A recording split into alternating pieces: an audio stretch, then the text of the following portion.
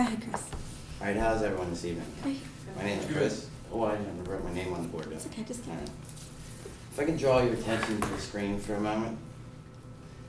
Everyone up there, from the celebrities to the beautiful models. I know you and I both want to believe there's some magical quick fix to our obesity and poor dieting issue we face here in our country. But the fact is, the only real answer to this new epidemic is portion control and physical activity. Most of us live on social media and see most of these diets being sold to us today, but are they to benefit us or to benefit themselves financially? At the end of this speech, you decide. I wanted to talk to you about this because for the past 5 years, I've dedicated my whole being to changing my physical body. I've studied eating habits and the nutritional value your body needs to fully function. This has led me to want a career in this field for myself and you. I recently sent out a survey of a couple questions, and the results included everyone thinking about a diet. It is summertime. A 50-50 split on body imaging, which is looking at your body compared to somebody else. And everyone spends time on social media in different degrees. And most of you are familiar with the keto and Atkins diet. I have 3 points I would like to bring to your attention before we close this all out. A brief history of the obesity epidemic, how these diets are for marketing and not sustained health, and last, just some realistic goals for better health. According to Nutrition Source, nationwide, 2 out of 3 adults are overweight, 69%, and 1 out of 10 are obese. This rise is very alarming because in 1990, only 15% of adults were overweight in America. This epidemic really began with the Nixon administration. When the farm subsidies increased, this led to a reduction to cost in soybeans and corn. This led to food manufacturers using these in highly processed foods, and at the same time, women were going back to work, which drove up demand for processed food because shopping and cooking wasn't as feasible. Not only were people eating less foods, whole foods, but they were also getting more calories.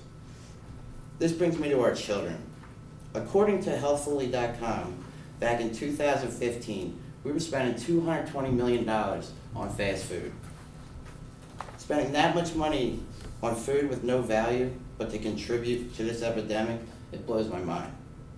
I wanted to give you a small introduction into this epidemic. Now let's bring 2 of these diets into the conversation. Nowadays, how do you find out if they benefit you and just for market reasons? Well, let's try. Many people you recognize are the ones to promote these diets, but according to dailyhealth.com, many who try these diets always give the same result. I had to quit, couldn't maintain for very long, and I just never felt myself. So each week, we are seeing the newest diet to lose weight. They're a lot like the next big dance move. You guys remember the Macarena? Well, how about the cabbage soup diet? Yeah, neither do I. Let's get into these low-carb diets. Carbohydrate, what actually is it? Well, it's our primary source for cells, especially our nervous and red blood cells. Basically, this is your main source for the functions of your body. According to the history of carbohydrates, an average adult should be getting 130 grams of carbs a day. Well, doing some research on diets, such as Atkins, they were only doing 20 grams to start. So I'm going to say marketing on that one, and very harmful at that. Here's another one popular today. Let's try the keto diet. This one consists of very low carbs, high in dietary fat, and a moderate amount of proteins. This diet wants 20% protein, 75% fats, and only 5% carbs. Seeing how we only want to get 25 to 35 based on our calorie intake, The more fat you intake, the more bile that is secreted, which irritates the cells more intensely and frequently, which is more damaging and can give you a better chance of your cells becoming cancerous. To close my talk on fat portions, high-fat diets lack in the protective plant compounds that prevent some harmful diseases. This diet only calls for 5% carbs. This is really bad to achieve. You can ask any dietitian, you're severely harming your body. The lowest amount the body can survive on is 20% of calorie intake. There's no chance of coming to your dietary fiber, so I guess your kidneys don't matter. Excessive ketones in the body lead to many complications in your brain, your kidneys, your liver, and even your blood supply. Very scary thought when you think about what you're doing to yourself. I want to talk to you about one last thing about carbohydrates. The citric acid cycle is a main function for the body. Well, carbs are the key factor to produce adenosine triphosphate, which is the only energy that can directly be used by the cells to synthesize new compounds.